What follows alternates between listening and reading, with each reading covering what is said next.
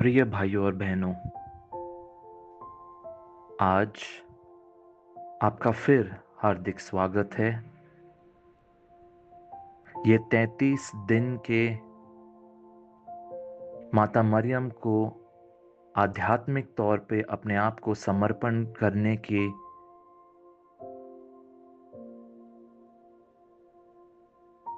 यात्रा पर। कल हमने सुना कि क्यों ज़रूरी है ये 33 दिन की यात्रा जिसमें हम अपने आप को माता मरियम को समर्पण करेंगे।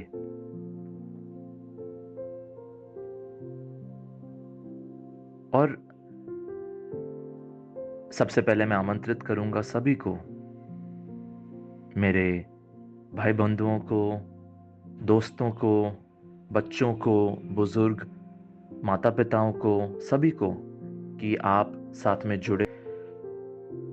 तो हम बात कर रहे थे कि ये यात्रा क्यों जरूरी है। चलो इसको ऐसे समझते हैं, जैसे मानो माता मरियम हमें प्रभु यीशु की ओर लेके जा रही हैं। और जैसे जैसे हम और साथ में अपने भाई बहनों को, दोस्तों को और कई लोगों को इसमें साथ में लेके जुड़ते हैं इस यात्रा पर, माता मरियम आगे चल रही हैं और हम सब पीछे चल रहे हैं। और माता मरियम का पल्लू एक हल्का नीले रंग का पल्लू जो बहुत ही लंबा है, मान लो एक पूरे धान जैसा, उनके पीछे है। 4 स्वर्गदूत उस पल्लू को पकड़कर उसको धीरे धीरे खोल रहे हैं जैसे जैसे लोग बढ़ते जा रहे हैं, ताकि हम उनके आंचल में, उनके पल्लू में समा सके और उनके साथ हम उनके पीछे हो लिए हैं। और वो हमें लेके जा रही हैं पिता परमेश्वर के पास, यीशु मसीह के पास।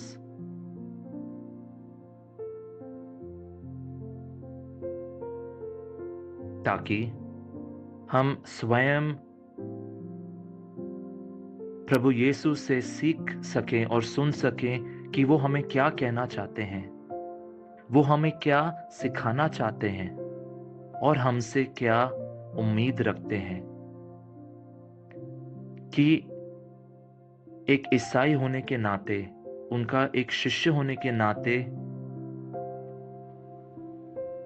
हमारा क्या उद्देश्य है अपने जीवन में, दूसरों के जीवन में, इस समाज में, इस देश में।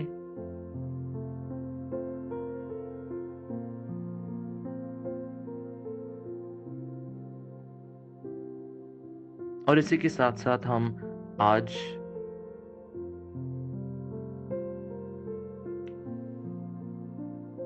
अब मनन चिंतन करेंगे पवित्र बाइबल के इन शब्दों पर, जो कि है सभोपदेशक ग्रंथ से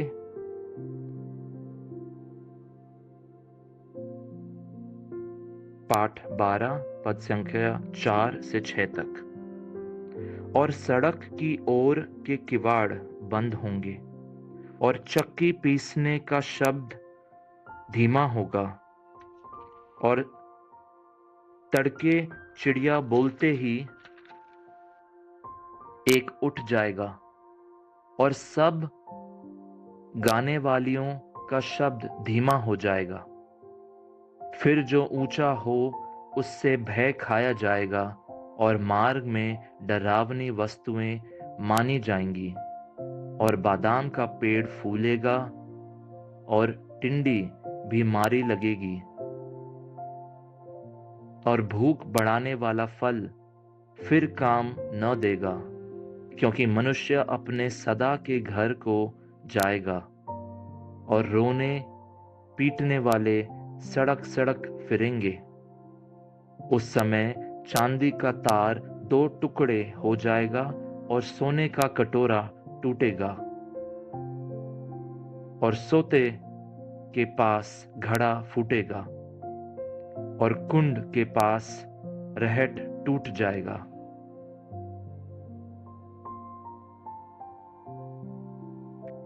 प्रिय भाइयों और बहनों, एक सवाल यह भी ज़रूरी है कि ऐसी साधना,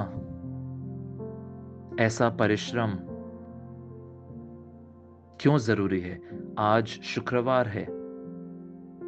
आज समस्त दुनिया में सभी लोग उपवास और प्रार्थना करके तैयारी कर रहे हैं। ईश्वर के साथ समय बिता रहे हैं। और ये सब क्यों ज़रूरी है?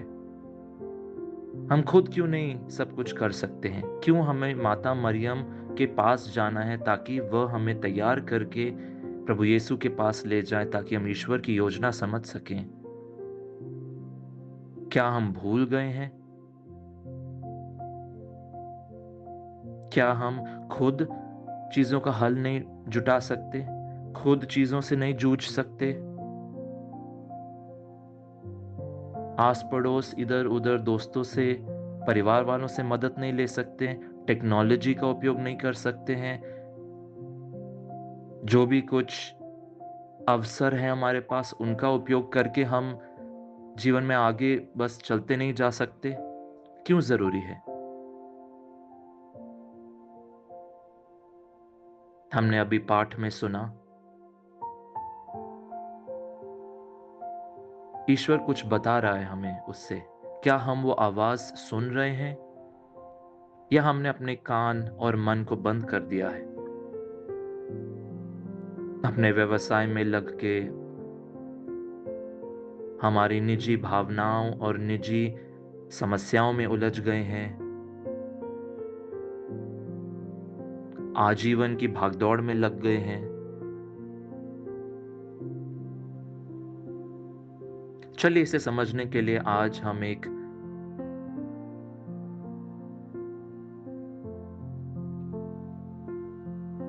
संत के जीवन को समझने की कोशिश करेंगे, जो एक समय में आम आदमी थे, आपके और हमारी तरह भी एक शहर से थे, एक घर से थे, एक परिवार से थे। आज संत हैं, पर उनका उदाहरण लेकर हम समझने की कोशिश करेंगे। हम सब ने फ्रांस देश का नाम सुना है और वहीं पर जो सेल्टिक सी है, उसके पास में एक छोटा सा शहर या एक एक जमीन के टुकड़े को समझते हैं, जैसे हमारे देश में अंडमान और निकोबार आइलैंड है, जो हमारे देश से ही थोड़ा सट के एक छोटा सा द्वीप है। ऐसा ही एक शहर है फ्रांस में जिसको ब्रिटनी बोलते हैं। वहां पे एक जनाब थे जिनका नाम था लुई दे मॉन्फोर्ट, जो वहां बड़े हुए और वहां के जो ये सेल्टिक कल्चर उसको बोलते हैं, जो सेल्टिक लोग थे, उनके भाषा से, उनके रहन सहन तौर तरीके से प्रभावित हुए और ये उनके हृदय में बहुत गहराई से बस गया था। एक योद्धा की आत्मा, एक योद्धा की भावना। चलिए आप जाके गूगल पे भी देख सकते हैं, पढ़ सकते हैं कि ये ब्रिटनी और ये सेल्टिक कल्चर और ये सेल्टिक योद्धा क्या थे और कौन थे। ये ऐसे लोग थे दोस्तों, जिनका साहित्य में ऐसा नाम था कि कोई भी इनके साथ जूझता नहीं था, कोई भी इनके साथ भिड़ता नहीं था। इतना भय था इनका, क्योंकि इनमें एक योद्धा की आत्मा थी। ये युद्ध ऐसे करते थे कि कोई भी इनके सामने टिक नहीं सकता था। हम मूवीज देखते हैं, आप उसकी कल्पना कर सकते हैं। युद्ध में उलझ जाना, बेरहमी से लोगों को मार देना, खून खराबा और ये सब का माहौल। इस पे एक मूवी भी बनी है, ब्रेव हार्ट नाम है, 1995 की पिक्चर है बाय मेल गिब्सन। तो ये जो लुई दे मॉन्फोर्ट थे, इनके पिताजी भी, जिनका नाम जेन ग्रीनियन था, वो भी एक योद्धा थे और ऐसे योद्धा थे कि उस पूरे शहर में, ब्रिटनी नामक शहर में, उनका गुस्सा, उनका ऐसा गुस्सा था कि कोई भी उनके सामने खड़ा होने से भी डरता था। और उन्हीं के पुत्र थे लुई दे मॉन्टफोर्ट। अब हम सोच रहे होंगे क्योंकि अब ये संत हैं, तो कलीसिया में बहुत कुछ अच्छा काम किया होगा, तो ये बड़े प्यार पूर्वक, बड़े विनम्रता पूर्वक बच्चे रहे होंगे। पर गलत। उन्होंने खुद बोला था कि उनका भी गुस्सा उनके पिताजी की तरह ही था। यहाँ तक कि एक बार जब वो कहीं पे पाठ पढ़ रहे थे और लोगों में कहीं पे लोगों के साथ मनन चिंतन कर रहे थे, उन्होंने कुछ लोगों को वहां पे मा, मार गिराया था। जान से नहीं, पर हाथापाई करी उनके साथ, क्योंकि वो उनके बातों के बीच में डिस्टरबेंस क्रिएट कर रहे थे।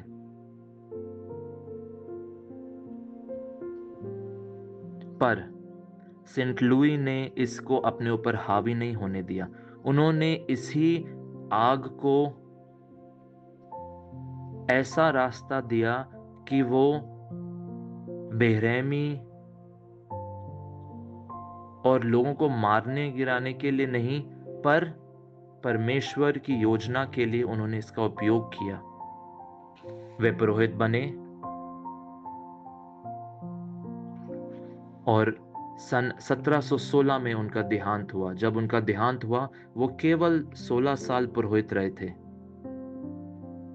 पर उनके जीवन का उद्देश्य ये था कि वे आम लोगों की आत्माओं को प्रभु यीशु के पास मरियम के द्वारा लाना चाहते थे। उनका माता मरियम के लिए प्रेम बहुत ही गहरा था और वे इसलिए पल्ली से पल्ली जा जाकर उन दिनों में सुसमाचार की घोषणा करते थे। लोगों को कैसे रहना है, क्या सही गलत है, उसके बारे में सिखाते थे और लोगों का विश्वास बढ़ाने में बहुत कार्य किया उन्होंने। दिन रात घूम घूम कर उस क्षेत्र में। पर यह सब आसान नहीं था। इसी के बीच वहां के कलीसिया के जो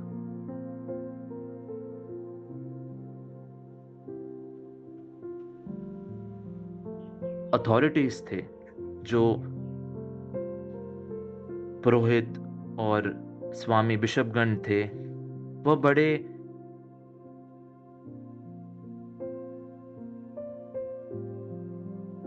खुश नहीं थे इनके इस काम से और उन्होंने बहुत प्रयास किया था इनको रोकने के लिए। यहाँ तक कि एक बार इनके साथ मार पिटाई भी करी, इनको जहर भी मिला के दिया और बहुत कुछ किया इनके बारे में, बहुत कुछ बुरा भला बोला, बहुत अफवाहें फैलाई इनके बारे में। और एक समय ऐसा आया जब ये इससे बड़े चिंतित हो गए, सेंट लुई बड़े चिंतित हुए इससे, और वो पैदल निकल चले 1000 मील दूर रोम की ओर, तब के संत पापा से मिलने के लिए, उनसे सलाह मशवरा करने के लिए कि अब मैं क्या करूं, ऐसा सब हो रहा है मेरे साथ, मैं क्या करूं। वो गए, संत पापा से मिले और संत पिता ने उनको तब बोला, चिंता मत करो, वापस जाओ और अपने कार्यों में लीन हो जाओ। और बड़े प्रेम पूर्वक और बड़े ही ओबीडियंस के साथ वो वापस आए और उन्होंने अपना कार्य शुरू किया। कुछ नहीं बदला, लोगों का व्यवहार उनके प्रति अभी भी वैसा ही था, पर वह आगे बढ़ते गए। और शायद ये सब नहीं उनके ऊपर इतना हावी हो गया कि आखिर में कई साल बाद उनकी मृत्यु भी हो गई, उनका स्वास्थ्य खराब हो गया।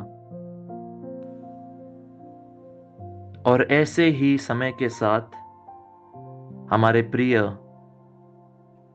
कैरल वोइतिला या पूर्व संत पिता जॉन पॉल द्वितीय जब छोटे बच्चे थे, ये संत लुई का जो साहस था, इनका जो प्रेम था माता मरियम और कलीसिया के प्रति और लोगों के प्रति, ये हमारे पूर्व संत पिता जॉन पॉल द्वितीय में एक आग जलाई, और उनके जीवन का उद्देश्य भी इसी से आया। और उनके मरने के कुछ ही समय पहले उनके पूरे जीवन की जो एक ये सपना था, वो मॉन्टफोर्ट टूम गए और उन्होंने वहां पे बोला, मैं बहुत खुश हूं इस यात्रा का प्रारंभ फ्रांस में यहां से करने में। ये जो एक महान हस्ती हैं लुई, इनका बहुत ही प्रभाव रहा है मेरे जीवन पे। इनका जो प्रेम है माता मरियम के प्रति, इससे मैं बहुत प्रभावित हुआ हूं।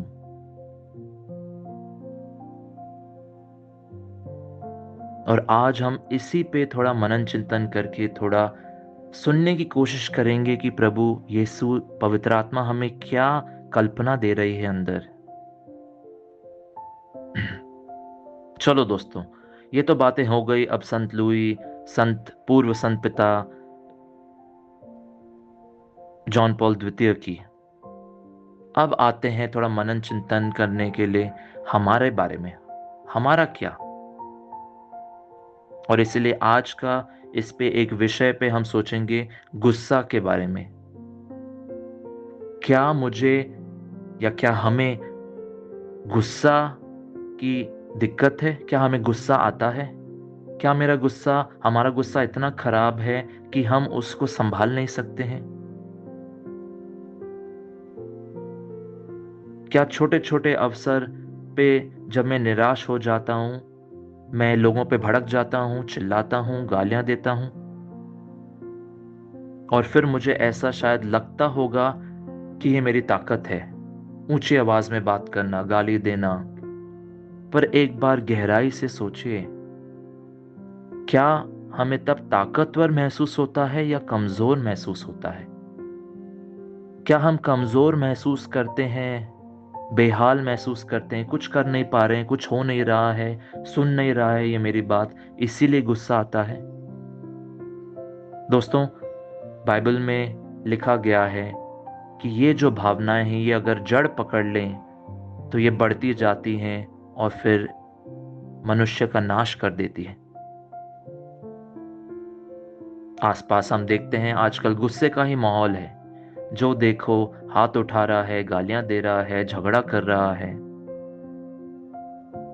और इसको लगाम नहीं दिया गया तो ये बढ़ता जाता है। छोटी छोटी चीजों से हमें गुस्सा आने लगता है, फिर उसके बाद हम चिल्लाते हैं, चिल्ला चोट करते हैं, उसके बाद हाथापाई करते हैं और आखिर में हत्या कर देते हैं। पर इससे ना तो हमारा गुस्सा जाता है और ना गुस्सा होने का जो कारण है उसका कोई समर्थन निकलता है। तो क्या किया जाना चाहिए? क्या मैं ईश्वर से प्रार्थना करता हूं उस समय में और पूछता हूं क्या करूं मैं बहुत परेशान हूं इस परिस्थिति से? क्या मैं बैठ के मनन चिंतन करता हूं और कोई दूसरा रास्ता के बारे में सोचता हूं? चाहे वो कभी लिखना हो, कभी गाना सुनना हो, कभी पेंटिंग करना हो, या मैं दौड़ पे चले जाऊं, कोई स्पोर्ट खेल लूं, फुटबॉल खेल लूं, जिससे कि मेरा गुस्सा थोड़ा शांत हो जाए और फिर मैं ठंडे दिमाग से बैठ के सोचूं और बातचीत द्वारा एक हल निकालने की कोशिश करूं। नहीं तो फिर उस उस सिचुएशन को, उस समस्या को मैं छोड़ दूं। बस मुझसे नहीं होगा, छोड़ दो परमेश्वर के हाथ में, और अपने दूसरे कार्य में व्यस्त हो जाऊं।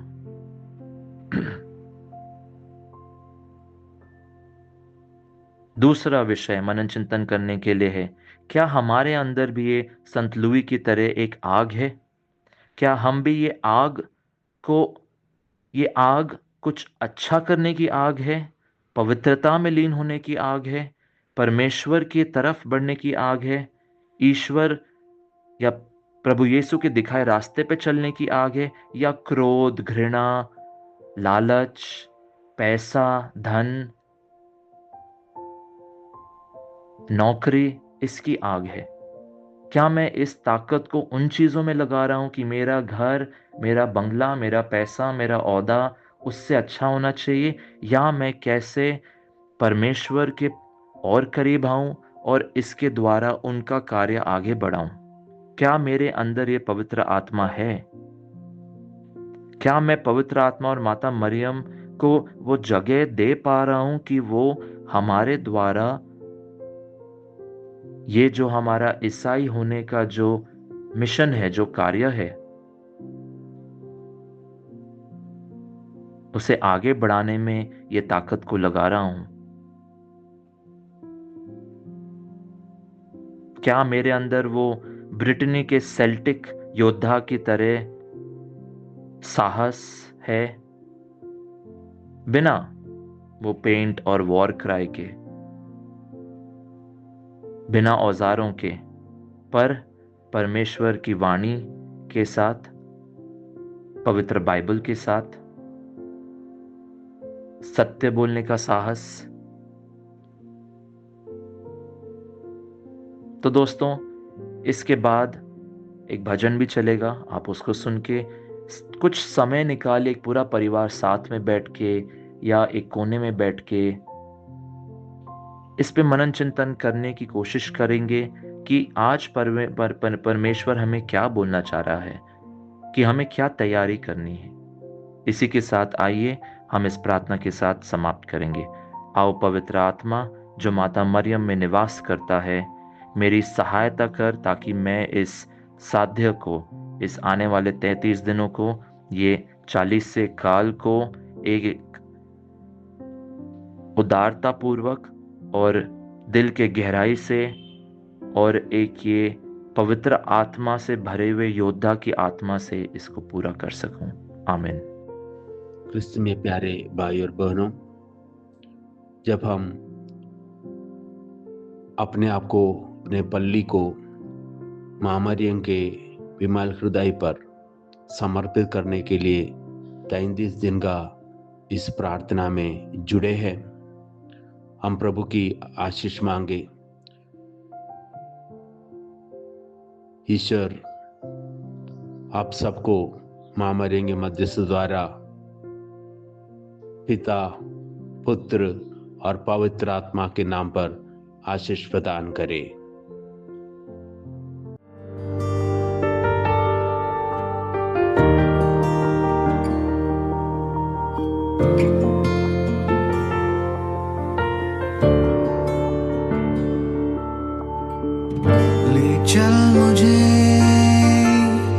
ले चल मुझे यीशु तू है जहां, ले चल मुझे, ले चल मुझे, ले चल मुझे, हाथ थाम के मेरा, ले चल मुझे,